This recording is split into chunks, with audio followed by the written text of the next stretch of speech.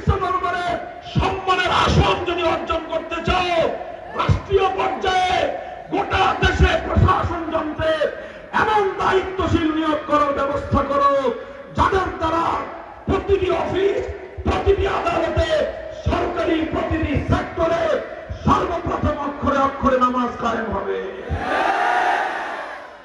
মনে রেখো, নামাজ শুধুমাত্র মুসলমানের আখিরাতের মুক্তির চাবিকাঠি নয়।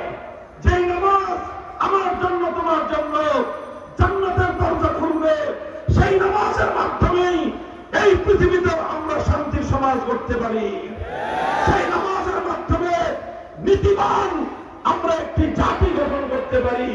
সেই নামাজের মাধ্যমেই অন্যায় এবং অশ্লীলতা মুক্ত একটি প্রজন্ম, একটি দেশ এবং একটি সমাজ আমরা করতে পারি।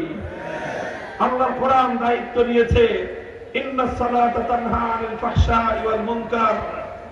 তোমরা নামাজ কায়েম করো। অন্যায় রোধ করতে পারতেছো না, দুর্নীতি রোধ করতে পারতেছো না, জাতির মধ্যে সরকারি চুরি ডাকাতি বন্ধ করতে পারতেছো না।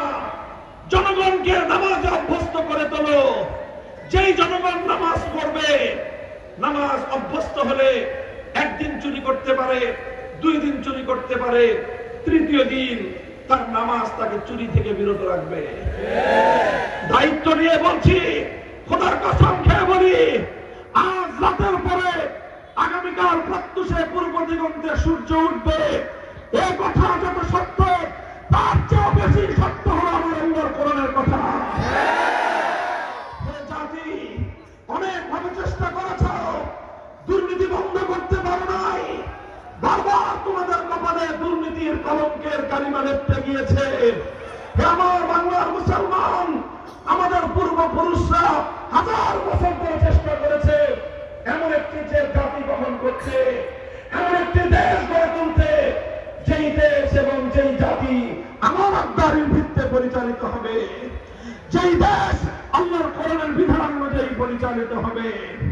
আসো, সুযোগ এসেছে, হাতে হাত রাখি, টেকনাফ থেকে তেতুলিয়ায় আল্লাহর আইনে যারা বিশ্বাসী, নামাজ কায়েম করতে যারা বদ্ধপরিকর, এমন আল্লাহর প্রিয় মানুষের নেক লোকদের একটি রাষ্ট্র সমাজ গড়ে তুলি।